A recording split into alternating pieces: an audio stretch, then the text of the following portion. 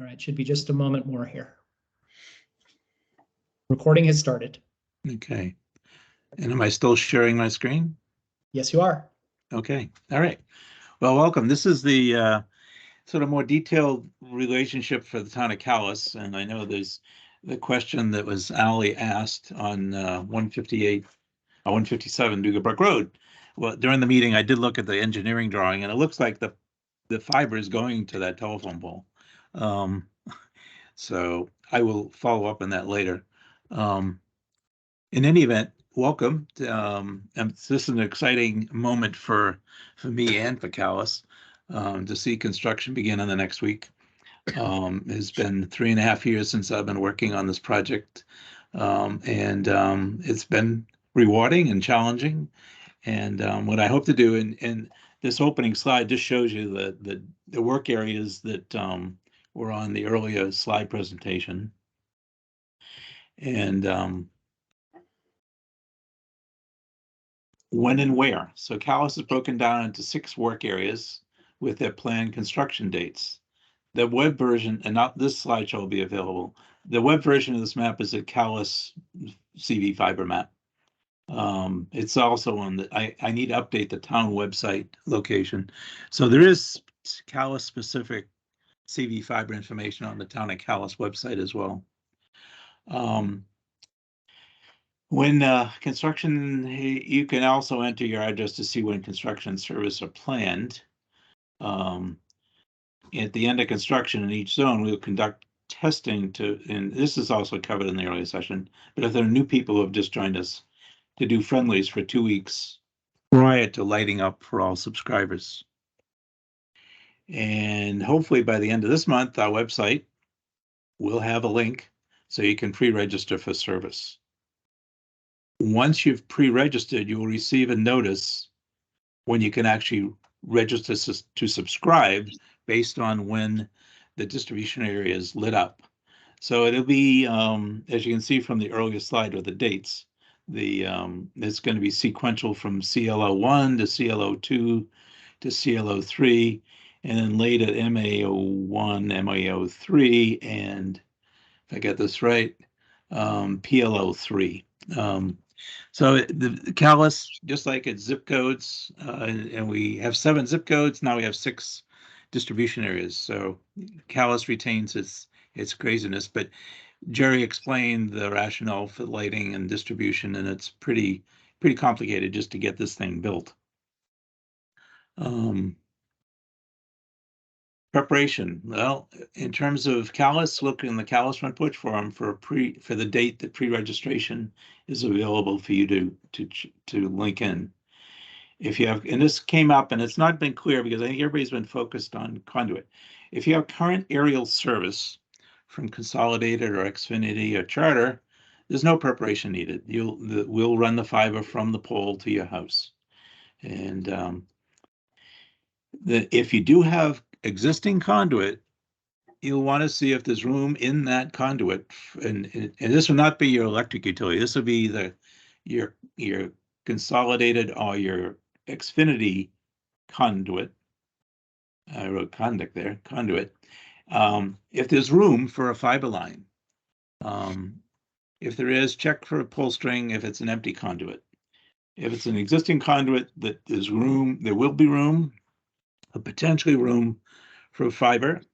There's an option, there may be a possibility of running the fiber through that conduit all the way to your house. The problem is it has to be pulled through to get to your house. And one method is using one of the existing, if you're going to disconnect from Consolidated, for example, we could use that copper wire to pull the fiber through, but it's not something that I want to say we could do or not, but it's something that when a technician comes out and does an assessment, site assessment, you can probably determine, you will get that determined. And as we mentioned in the earlier presentation, hopefully we'll have some specifications on our website for installing conduit.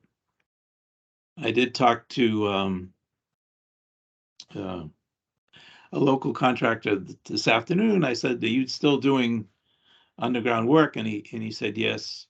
And I said, "Well, how much would it be for a 400 run of conduit?" He said, well, the labor is going to be in about $1,200, a destination charge or something. And then that's not including the materials. So I looked up the cost of 400 feet of conduit, and it's about $1,000. So it's not, running a new conduit is not going to be inexpensive.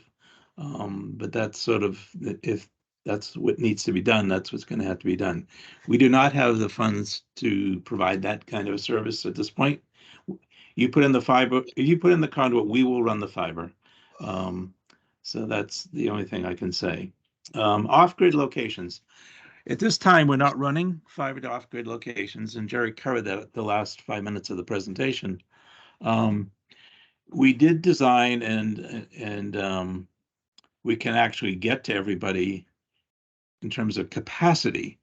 The other thing is, since fiber is lit, it's not electrical. If you had a conduit that ran to somebody that had service, we could actually probably reach you. But at this point, we didn't. It's not in our plan at this moment. The other thing that happened to me earlier is you should probably, when the technician comes to look at your house for siting the stuff, you want to make sure that you indicate where you want the outside box attached to your house. I know in Maine, when Fidium was running fiber to my house in Maine, they ran the box the day before they did the install, and they put it right plunk in the middle of the wall. And I asked them to move it. They did move it. But if you know that you want it in a specific place, you're going to want to tell the technician when they come to your house where you want it. Jerry covered the rates. If you didn't see them, they're on the screen now, and we think they're pretty competitive. The one thing that didn't get covered here is if you already have a VoIP, like say Vonage or Umla, you could keep that same service and run it on this fiber network that we're building. So it's not, now our VoIP will be similar to that. And if your package, you already have one, you can continue it using, just have to, connect that box that you're currently using for your VoIP to our router.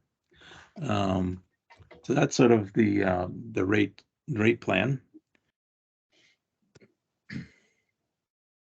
So the standard situation in terms of installations is, if your property's with a 400-foot pole and we'll connect it to your house, the outside terminal, the inside box. The optional thing is the telephone. Final installation cost really depends on a specific situation, how far you are from the pole, existing conduit, whether you can use it, new conduit provided by owner.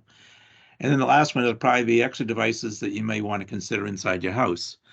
When the technician comes to your house, you have the option of asking that person to see what kind of other Wi-Fi devices you might want if you need to extend your Wi-Fi within your house. There's a number of devices on the market now that really do help that. I have a Google Wi-Fi mesh system in my house, and I am able to get service in every room, including my garage, from that Wi-Fi mesh.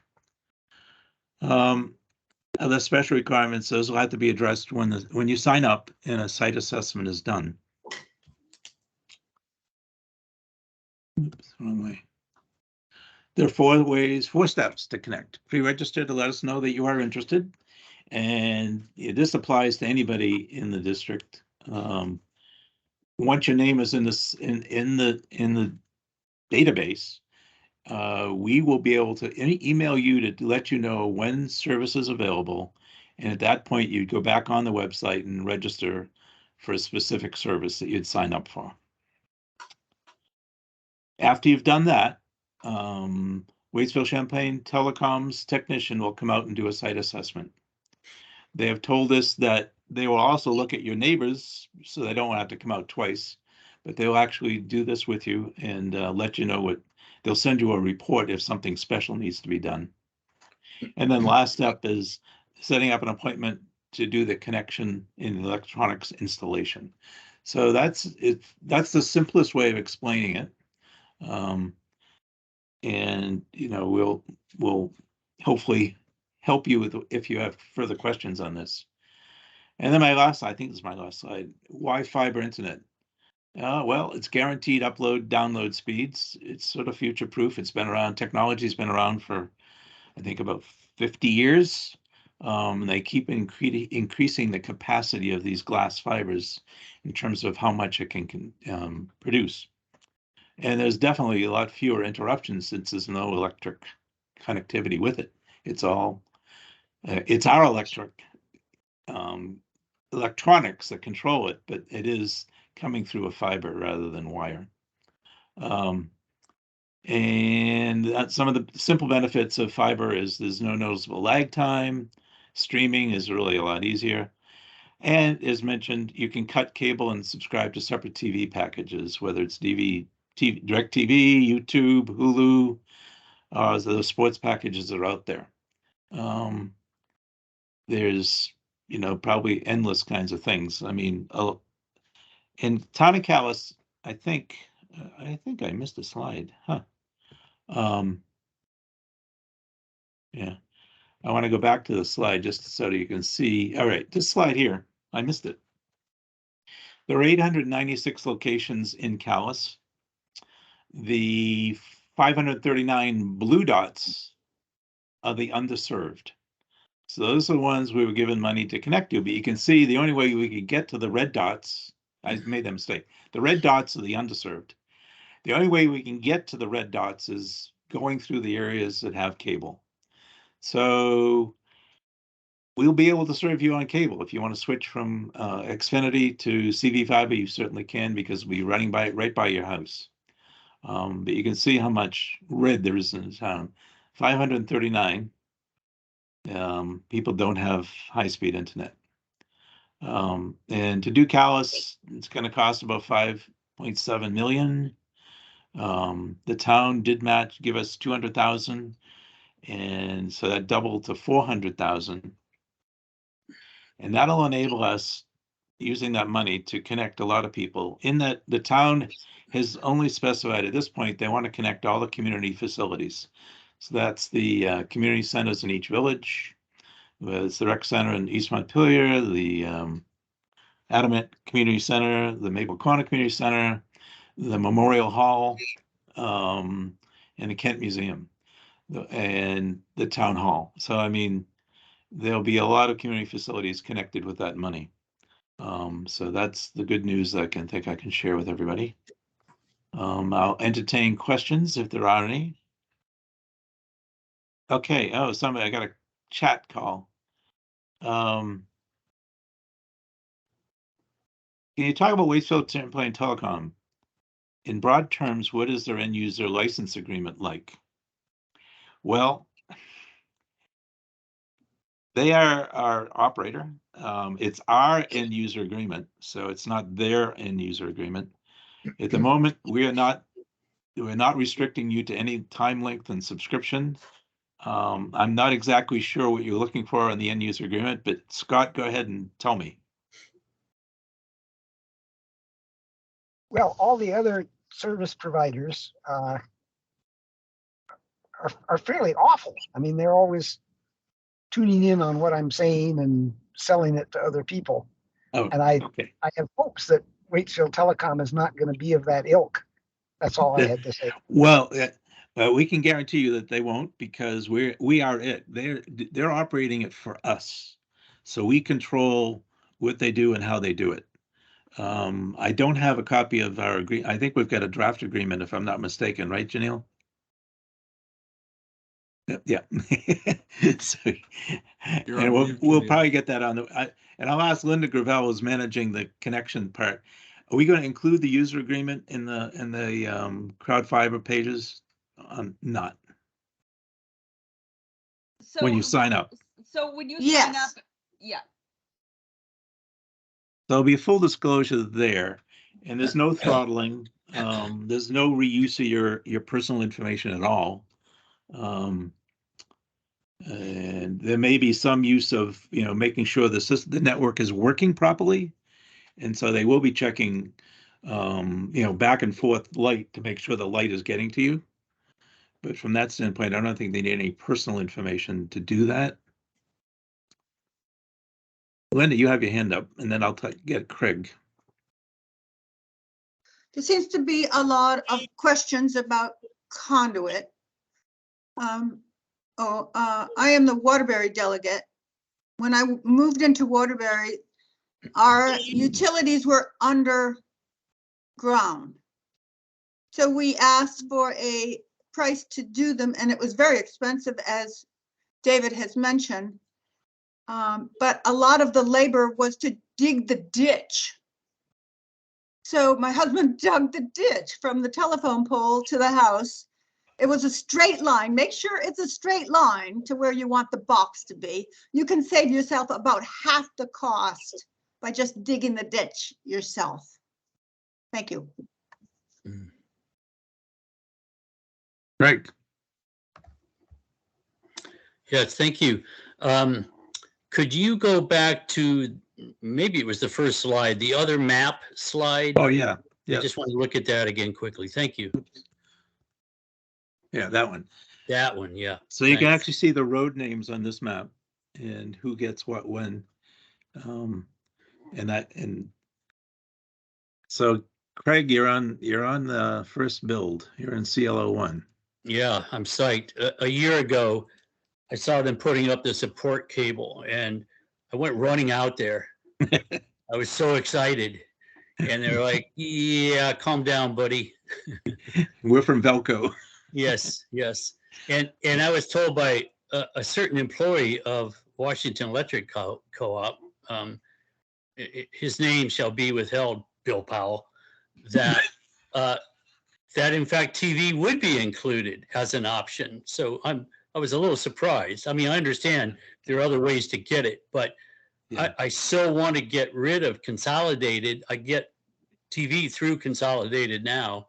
I have a dish. I want to get rid of it. You know, I'm just sick of all of it. So I guess I have to do some searching on the internet.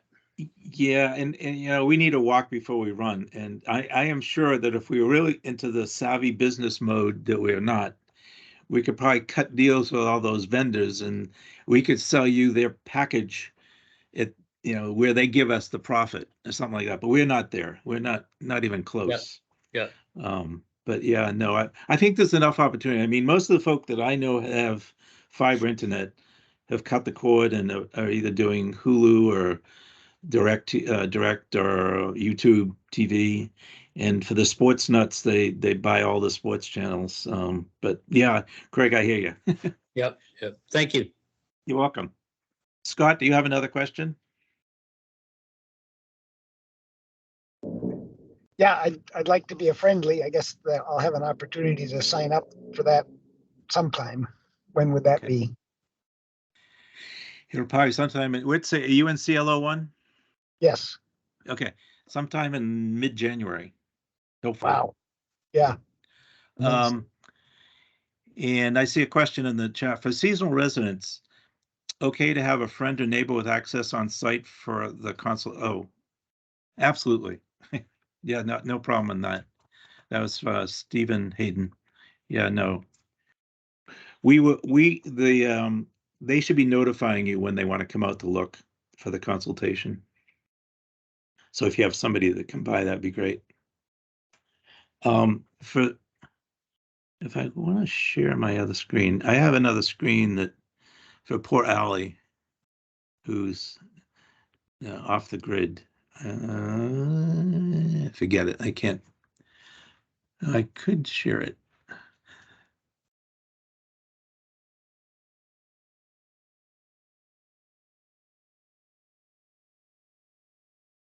Yeah, maybe not.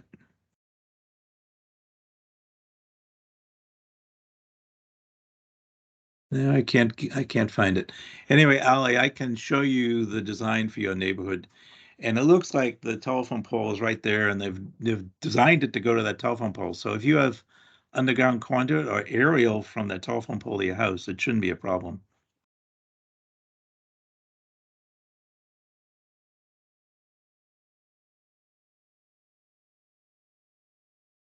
Anyway, are there any other questions?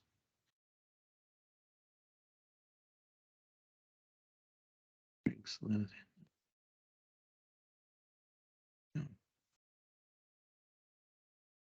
Looks like Craig has his hand up, David.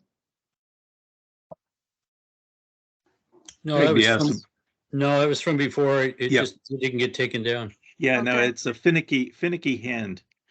And I Okay. experienced, I've turned it on off 4 times and it's trying to just turn it off. But anyway, I look forward to getting this service up and running to everybody. And I know for those who live in Calais know that the town office and the town hall have been desperate for years. And you can see the need is there. Anyway, Scott. You said that the rec center in East Calais is going to be connected. Who's going to pay that bill? Well, we'll offer them the service. I'm not saying we're going to pay the bill. I mean, that was part of the town agreement. If the organization doesn't have enough to subscribe, then it won't happen. But the service would be available. Yeah. Good. Okay. Yeah. Got it. I see Jennifer.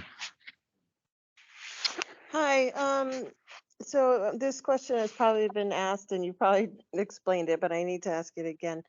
No problem. What is the availability to phone access Okay. with CVFiber? So right now we're going to be offering a voice over internet package or a subscription for $29 a month. If you have a copper consolidated telephone line right now, you could switch that phone number to this new internet phone. Are you currently using consolidated? I have Xfinity. Oh, so you have their full package. So you have their phone. Yeah. So if you switch to us, you'd have phone. You could subscribe to phone, or you could pick your own voice over internet package. But you wouldn't have to be tied to Xfinity's phone. I assume Xfinity gave you your old landline number. Yes. Yeah. So we could do the same thing. So it could keep the landline or not keep the landline. That's a choice. Well, you technically don't have a landline. You have a voice over internet with Xfinity. Right. Yeah. Okay. So you could switch that phone number would be switched to our phone service. I see. Yep. And that's $30 a month additional for that? Correct. Yeah. So it'd be, the minimum is 79 and then the 29, sorry. And for those who are, under, for low income folks, we are going to be offering, the participation in the FCC program and then Vermont's own equitable broadband program once it gets up and running.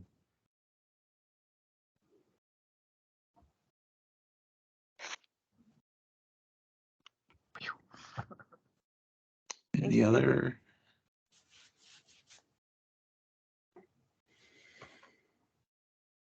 David, this is absolutely incredible. It's amazing. It's really finally happening. Thank you for all your years and everybody else, all the other volunteers. Wow. Thanks.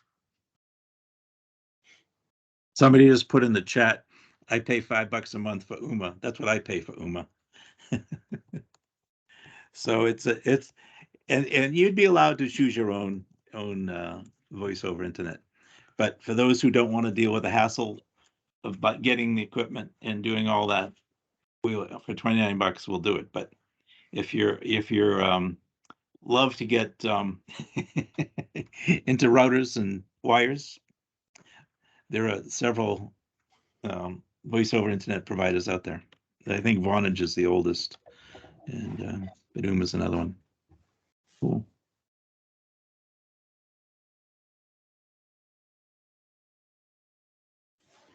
All right. Well, Hey, I've got to go. This is Craig. Thank you very much. Well, thank you for spending your time listening to us. There's a lot to digest, and I know there'll be a lot more questions as we get closer, and as you start to sign up, and then you see other questions you want to ask. My email is dhealy@cvfiber.net. Healy And most of you know me from the front porch postings I put up, and I'll continue to put up postings. We hope that the snow has not slowed down the construction in the sense of we have to pour concrete at the WEC Maple Corner substation to hold the pad for the electronics. And so it's going to be nip and tuck, I think, getting our equipment installed in time to get this thing operational. But used to say they can do it, so we'll see. But anyway, the cabinet to light up all of Calais, CL 1, 2, and 3 is coming from the Maple Corner substation.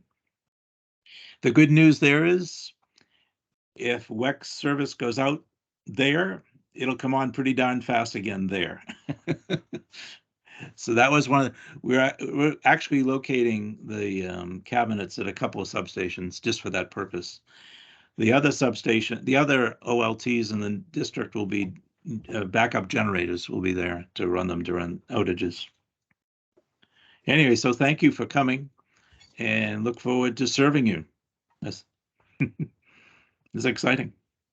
So Great, thanks. good night, everybody. Wonderful. Thank you, David. You're welcome. I'm going to turn off the recording. Thank you. You're welcome. Thanks, Dave.